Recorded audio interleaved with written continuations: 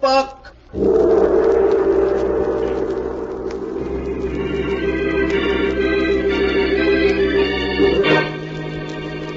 Once again, the keeper of the book is ready to open the ponderous volume in which is recorded all the secrets and mysteries of mankind through the ages. All the strange and mystifying stories of the past, the present, and the future.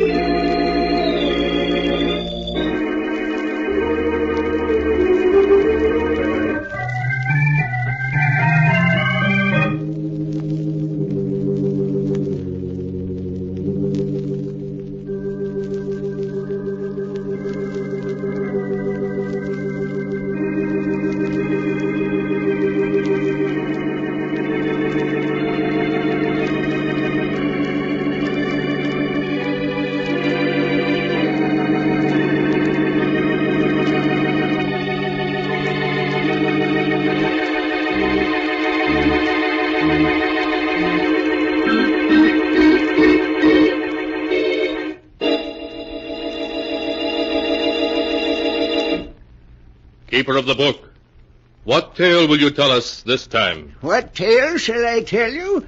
I have here tales of every kind. Tales of murder, of madness, of dark deeds, and events strange beyond all belief. Now, let me see. Yes, here's a tale for you. The story of a small and desolate island off the coast of New England, and the people who lived on it. The title of the tale is Devil Island.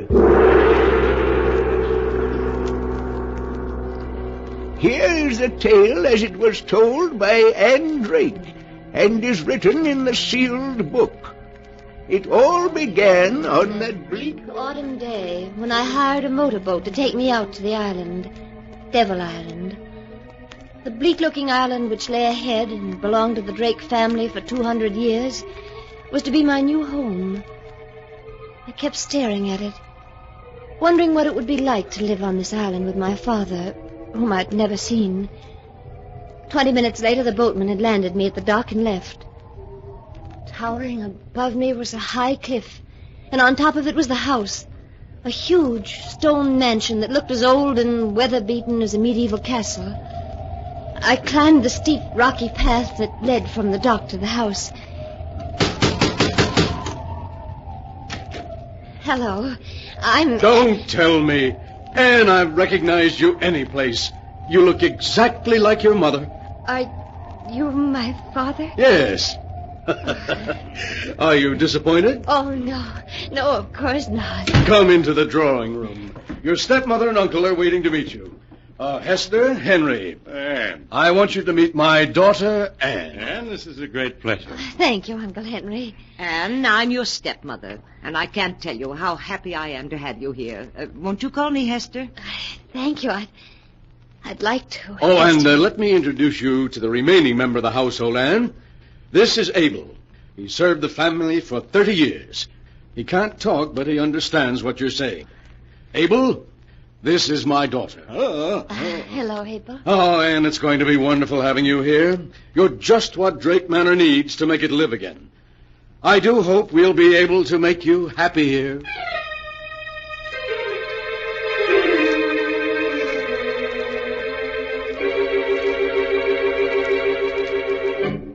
The weeks slipped by, and I was happy.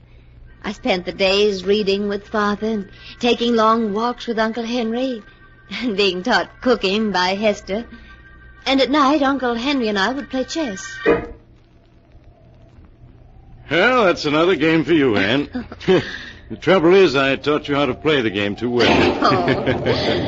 It looks as though another northeaster is on its way. Yes, it does. Would you like me to draw the curtains, Uncle Henry? If you will, Anne. That window over there seems to be...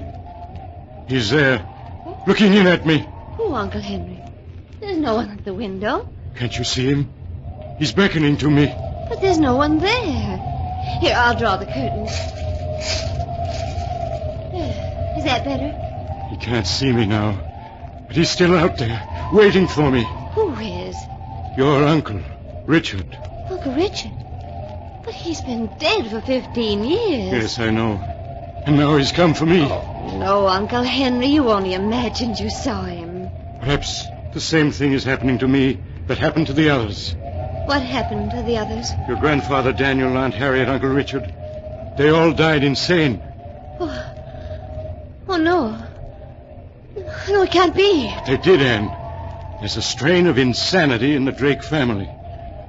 Aunt Harriet, for weeks before she died, kept screaming that Grandfather Daniel was trying to pull her into the grave. Oh. And Uncle Richard, he died crying out that Aunt Harriet was at the window calling him. No. They all died during a storm like this one. And now my time has come. Richard is waiting for me. I'll be the next of the Drakes to die. Please, Uncle Henry, you mustn't say things like that. Oh, Anne, I'm so afraid of insanity. I'm dying. Uncle Henry, I'll spend all of my time with you now. We'll end this nightmare you're living in. The only end to it will be death.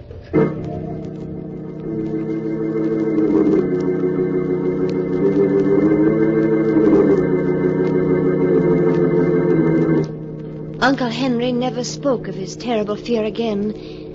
But in the weeks that followed, he grew haggard, became frightened at the sound of a door opening. Then one day, another northeaster set in. By nightfall, it had whipped itself into a gale. At midnight, I woke suddenly to hear Uncle Henry speaking to someone in his room. Richard, stop tapping on my window. Go away, do you hear? Why can't you leave me alone? I don't want to go with you. No, not yet. I quickly opened my door. I stepped into the hall. No, don't take me now. Uncle Henry's voice grew wilder and wilder as I approached his room. Why don't you go away? You're dead. Dead. You have no right to bother the living. Uncle Henry, let me in. No, It's Anne. No. Uncle Henry, please unlock the door. I won't go with you, Richard. My time hasn't come yet. No, I won't. You can't make me. Henry. Why are you raising my window? No, Richard. Don't come in. Stay away from me. Uncle Henry. Uncle Henry. Anne, what is it? What's wrong? Oh, Father, do something. It's Uncle Henry. He was screaming and now he... Come here, dear. Hush now, hush. No. The door's locked. I'll have to break it down.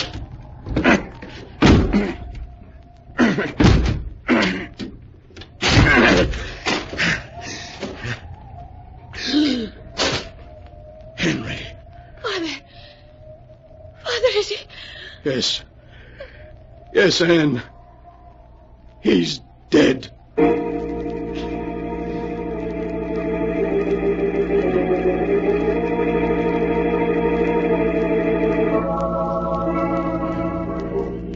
Here in the island, burying grounds of 6 generations of Drakes, we place the remains of our beloved brother and uncle, Henry Drake, secure in the knowledge that in thy arms he shall find everlasting.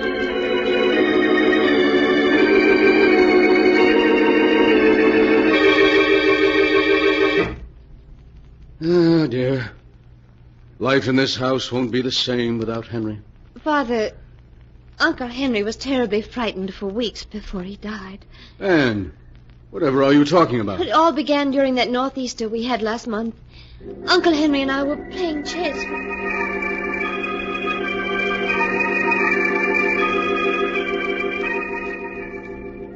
But, Anne, why didn't Henry tell me about those hallucinations he was having? He didn't want to worry you. Father, did Aunt Harriet, Uncle Richard, and your father die insane. Oh, Anne, Henry should never have told you about them. Promise me you won't worry about our hereditary trouble. I'll try not to, Father. We've lost Henry, but the three of us will go on as before.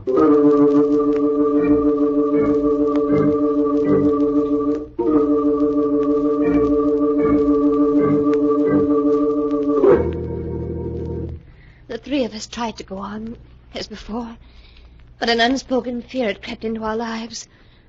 Often I turned to find Father and Hester watching me anxiously. Then a month after Uncle Henry's death, another storm lashed the island.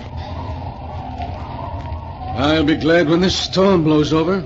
It's getting on my nerves. Father, why don't we close up Drake Manor for a few weeks and take a vacation on the mainland? You mean leave the island? No, that's impossible, Anne. We have enough money to get along on the island, but not elsewhere. But I have all that money my mother left me. We could use that. You won't receive that money until you're 21. That's 6 months from now. Besides... Anne, well, what are you staring at? Look. Look at the window. Eh? It's Uncle Henry.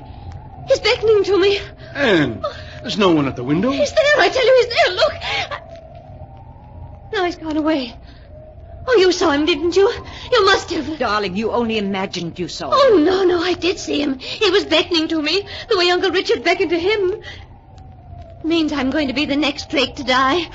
Anne, what are you saying? Oh, you mustn't talk like that. You just imagined you saw Uncle Henry. It was just An hallucination? Then I'm going insane. As he did. Oh, no, don't say that. Anne, you must rid your mind of all these fears, of everything Henry told you. Promise me you won't think about it anymore.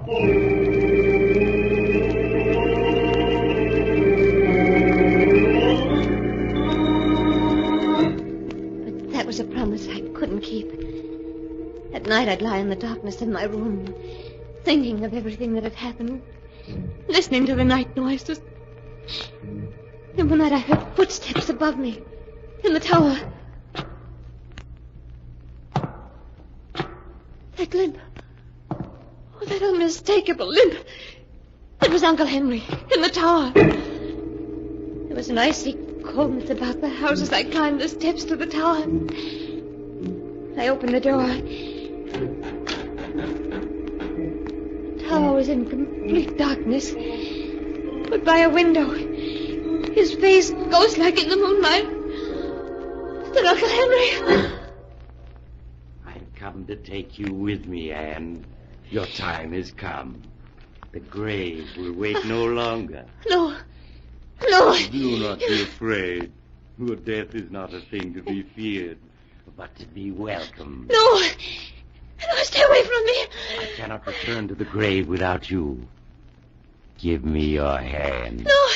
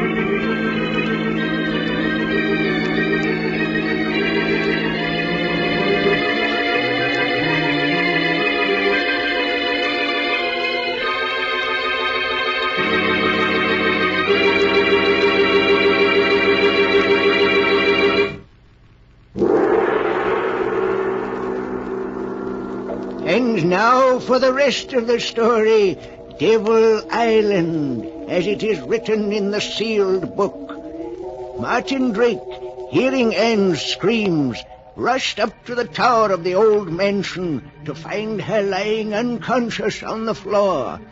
After Martin and Hester had taken the girl back to her bed, Martin went to the mainland. At dawn, he returned with a doctor and waited impatiently for him to finish examining Anne. I've just given her a sedative, Mr. Drake. She's asleep now. Will she be all right, Doctor? Afraid she's on the borderline of insanity. Oh, no. And I'm afraid in a case of this type, where there is inherited insanity, there's very little that can be done.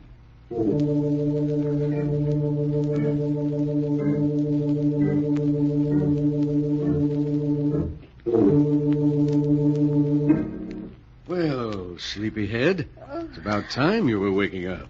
Hello, Father. How long have I been asleep? A little over 10 hours. It's just getting dark outside. Is the doctor still here? No, Anne, he left hours ago. And, darling, he says you're going to get well. Why, of course you are. Now you'd better get some more rest. Good night, darling.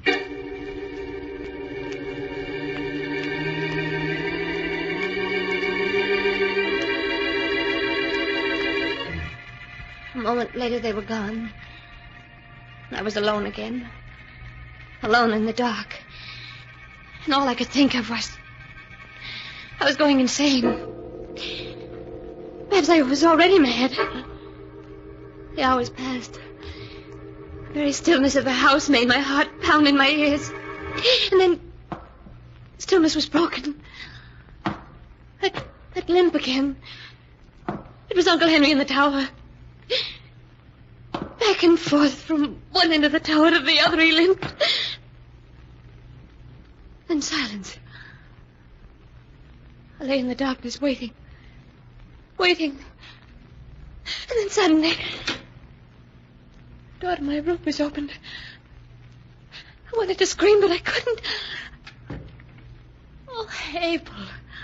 Oh, Abel, what are you doing in my room? What are you trying to tell me? I don't understand. Oh, he's walking again. Abel, you hear him, don't you? You do hear it. I told them that Uncle Henry had come back from the grave, but they said I was just imagining it. You mean no? He hasn't come back from the grave? But if he hasn't come back from the grave, then you hear what I hear. Abel, you don't mean that he's still alive. But that can't be true. You buried him yourself. I saw you. You mean you didn't bury him? That he wasn't in the coffin? Oh, but you must be wrong. Oh, when we broke into his room, Father found him. No, what? What do you mean, no? Are you trying to tell me something about Father? You are. What do you mean, Father? No. Father... No. You mean he isn't my father? Oh, but you must be wrong. Oh, of course he is. That doesn't make sense. Why should he say he is my father if he isn't? What does he gain by it? My mother's estate. Oh, no, you must be wrong. Even if I were to die, he wouldn't get it. The estate would then go to charity. It's in Mother's will. Oh, why does he keep walking in the tower? He's driving me crazy. He's driving me crazy. You mean they want to drive me crazy? Oh, but why? What reason could they have? Oh, if I were to become insane, he could have himself appointed my guardian, take over the estate. Is that it? It is. But Abel, if he isn't my father, where is my father? Is he dead? You mean he is dead? Oh, then Then who are these three who say they're my father and stepmother and uncle? I don't understand, but no matter who they are, they'll kill me. They'll kill both of us if they learn we've discovered their secret. Oh, Abel, we've got to escape. But how? The only boat is locked, and he has the key. Why are you handing me that flashlight? You mean the window? Signal the mainland for help. Yes, of course. Abel, you better go. We can't let them find you in here or they'll suspect. I'll keep signaling as long as the batteries last.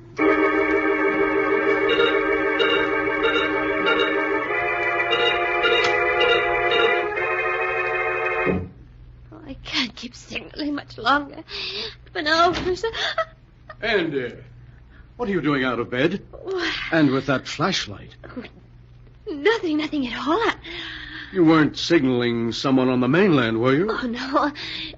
No, I just had the flashlight in case someone came in the room. Oh, why, you're trembling as though you were frightened. You're not afraid of your own father, are you, dear? No. No, of course not. Now, no more walking around. I want you to get some sleep. Good night, dear.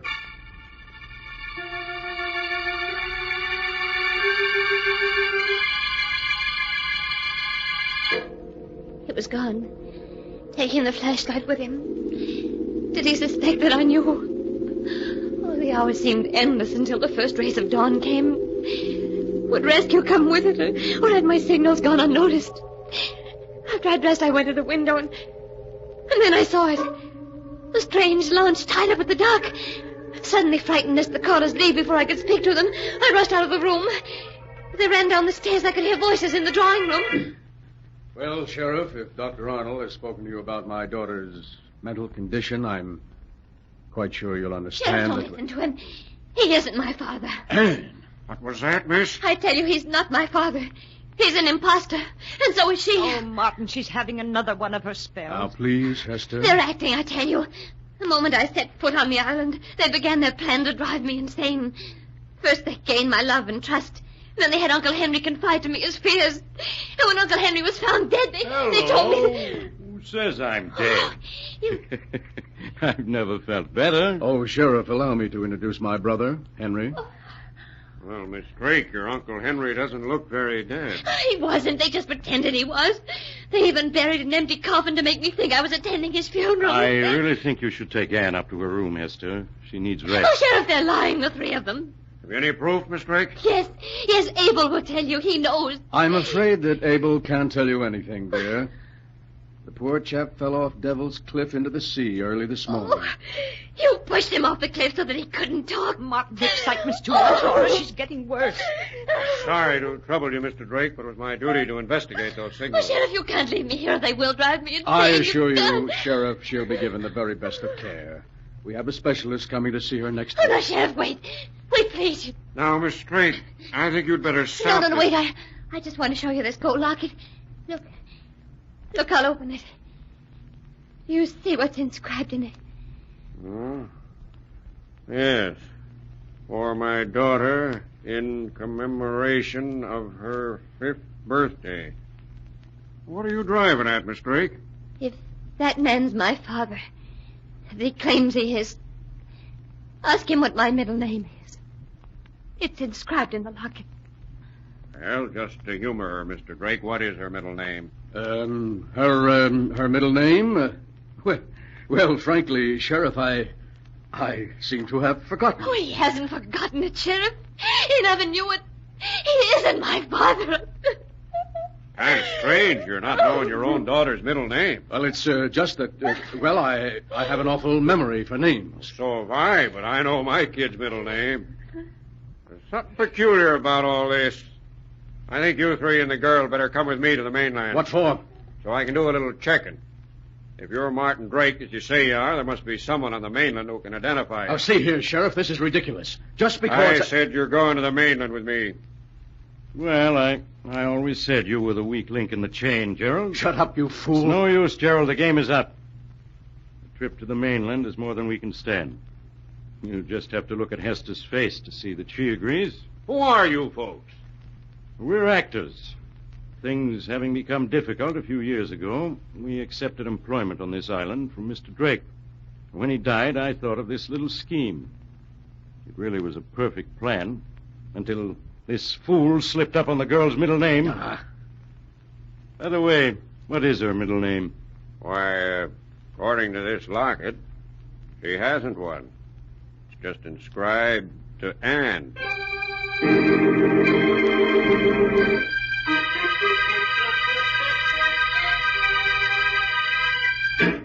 And that is the story of Devil Island, as it is written in the Sealed Book.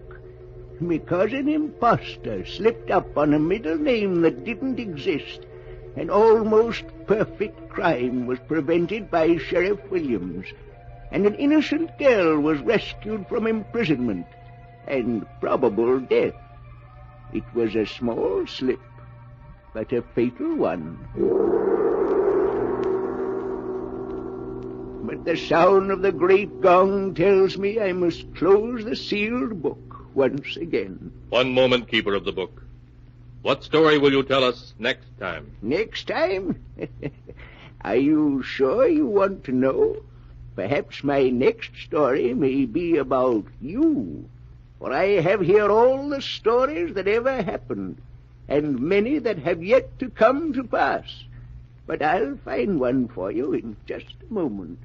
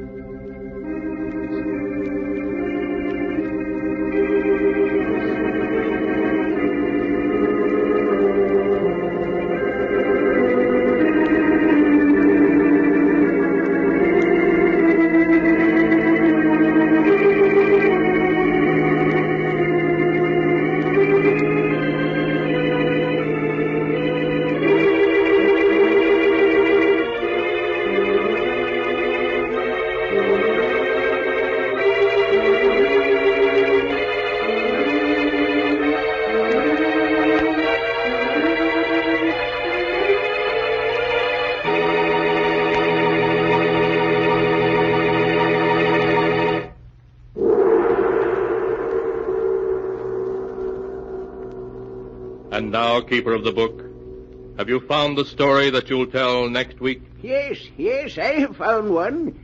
It's the story of two helpless old ladies in fear of their lives and the desperate measures to which they were driven in order to save themselves. The title of the tale is Escape by Death.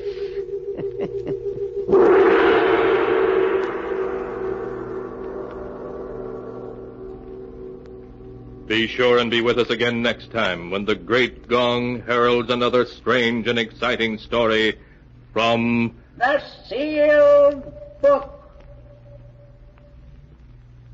The Sealed Book, written by Bob Arthur and David Cogan, is produced and directed by Jock McGregor.